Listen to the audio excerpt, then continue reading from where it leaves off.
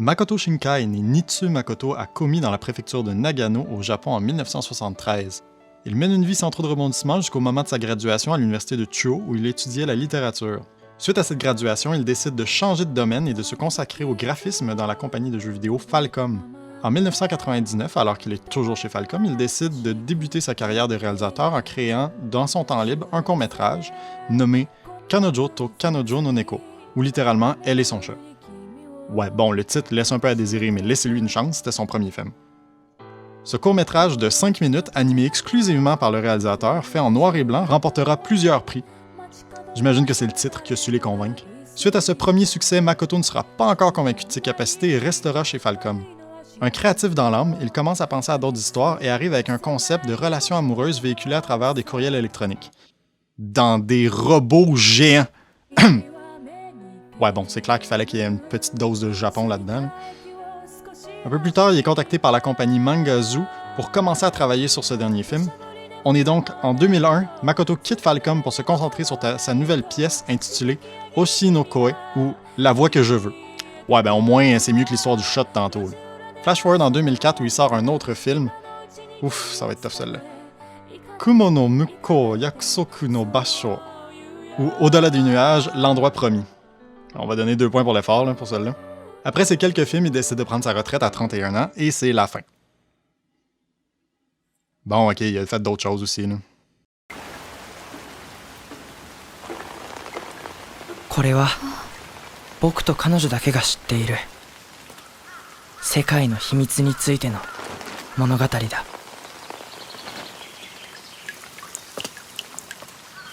思わず強く願いながら彼女は鳥居をくぐった。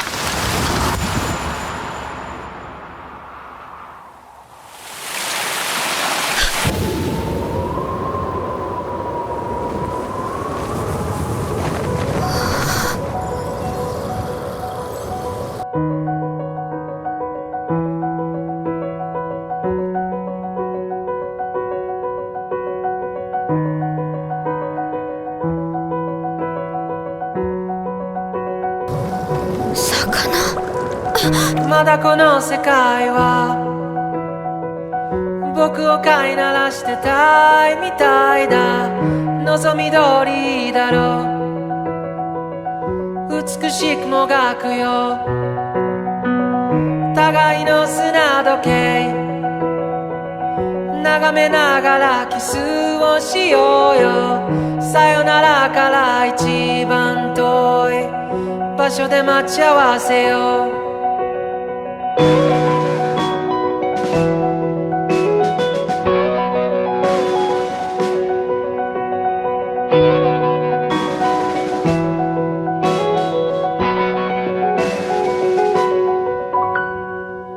ついに時は来た。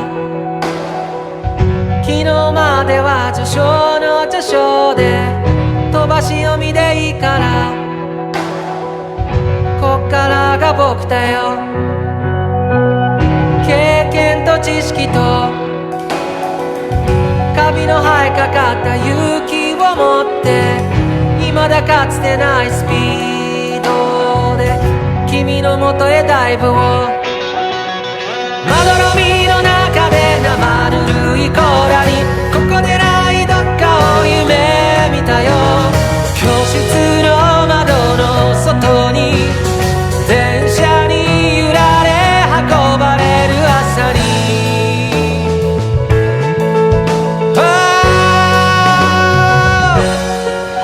運命だとか未来とかって言葉がどれだけ手を伸ばそうと届かない場所で僕ら恋をする時計の針も二人を横目に見ながら進むこんな世界を二人で一生いや何生でも生き抜いてゆこう。初めましてなんてさ遥か彼方へと言い合って千年周期を一日で生きしよう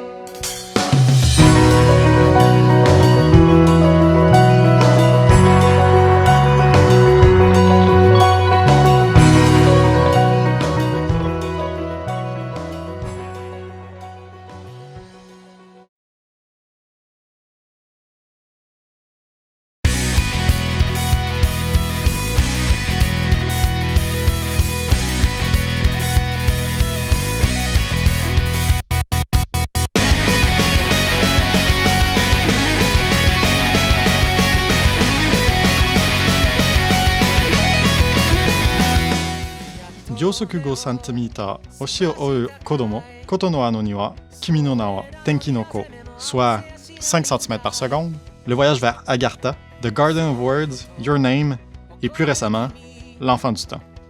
Non seulement c'est enfin des noms dignes de ce nom, mais en plus ce sont tous des films acclamés par la critique. C'est là qu'on s'aperçoit de l'ampleur du travail de Makoto. Plusieurs de ces films, plus précisément La voix que je veux, 5 cm par seconde, The Garden of Words, Your Name, ont tous des thèmes qui commencent à ressortir. Un amour impossible. L'un a une différence d'âge, une relation d'autorité, l'autre une relation à distance, et l'autre littéralement un amour entre un garçon et une petite fille qui est morte. Mais je m'égare. Ce thème va revenir dans plusieurs des œuvres de Makoto, et avec raison en fait. Lui-même va expliquer dans une entrevue l'importance qui est donnée à ce thème en raison de l'éthique de travail du Japon. Au moment de la production des films, il va dire que la relation avec sa copine semblait impossible et distante due au fait que tous les deux étaient acharnés sur leur travail et avaient à peine le temps de se voir alors qu'ils vivaient les deux ensemble. Là où Makoto dévoile vraiment l'ampleur de ses talents au niveau artistique, c'est dans les moments morts de ses films. Des pauses où le temps semble s'arrêter, qu'on peut enfin prendre le temps de respirer. C'est dans des moments comme ça qu'on se rend compte du réalisme du monde dans lequel on se trouve. La beauté des couleurs. On les aperçoit surtout dans les moments où est-ce qu'on voit juste des pétales flotter, des personnages attendre, la pluie tomber. Psst. C'est dans des moments comme ça qu'on peut... Psst. Qu'est-ce que tu veux? C'est le prochain Miyazaki! Ouais, c'est clair que s'il y a quelque chose qu'on peut pas éviter quand on regarde l'histoire de Makoto Shinkai, c'est les comparaisons avec Miyazaki. Avec la popularité de ses films, tranquillement, Makoto devient le nouveau visage de l'animation japonaise. Alors il se crée en fait une espèce de compétition entre les deux que tous deux ne veulent pas avoir. Miyazaki va voir des films de Makoto et Makoto depuis longtemps affirme que Miyazaki est son idole et qu'il s'inspire grandement de ce qu'il a fait, entre autres Castle in the Sky, qui est un film qui pour lui l'a vraiment inspiré dans plusieurs de ses œuvres. Ce qui nous mène à...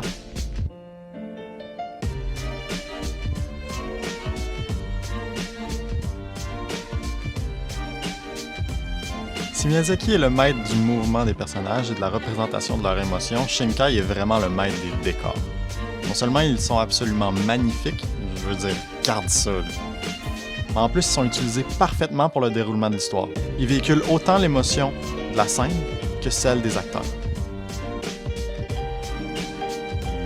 L'hyper-réalisme de ses œuvres lui a gagné le surnom d'animateur de fond d'écran par plusieurs de ses fans, tellement certains de ses plans sont juste beaux. Moi-même, j'ai rencontré des gens qui avaient des fonds d'écran de 5 cm par seconde sans jamais avoir vu le film. Et cette qualité-là, il l'a acquis à cause d'un timing impeccable. Je m'explique. Au moment où il est rentré dans l'industrie, le digital venait de dépasser le stade de Nightmare Fuel, et il était de plus en plus facile et disponible à utiliser. Ça lui a permis d'utiliser des méthodes que la vieille école d'animation voulait absolument pas utiliser. Et c'est là que la cassure se fait. Shinkai n'est pas seulement un réalisateur parmi tant d'autres qui essaie d'émuler notre dieu et sauveur Miyazaki. Il fait les choses à sa manière. Il repousse les standards qu'il y avait autrefois avec des techniques qui sont beaucoup plus modernes. En conclusion, est-ce que c'est juste de comparer Makoto Shinkai à l'une des plus grandes légendes de l'histoire de l'animation? Non, je crois pas. Est-ce qu'il y en a le talent? Certainement. Par contre, je crois que c'est injuste de comparer leurs œuvres seulement parce qu'ils viennent du même lieu d'origine. Leur traitement du média qu'est l'animation est si différent qu'ils semblent être dans des mondes complètement à part. D'un côté, on a l'un des derniers représentants de l'ancienne garde qui continue encore et encore à nous épater avec des personnages toujours plus vrais que nature. Et de l'autre, on a une des têtes d'affiche de la nouvelle génération qui sait marier le digital au traditionnel et qui communique ses messages grâce à des outils et par une qualité de production qui jusqu'ici a été inégalée. Et là où certains voient des rivaux, j'ose voir un maître et son élève qui travaillent chacun de leur côté afin de produire des idées qui, un jour, les dépasseront tous les deux et resteront à jamais gravées dans l'imaginaire collectif. Ah, puis il y a un short où est-ce qu'il y a un chat géant qui tire des lasers avec ses yeux. Bye!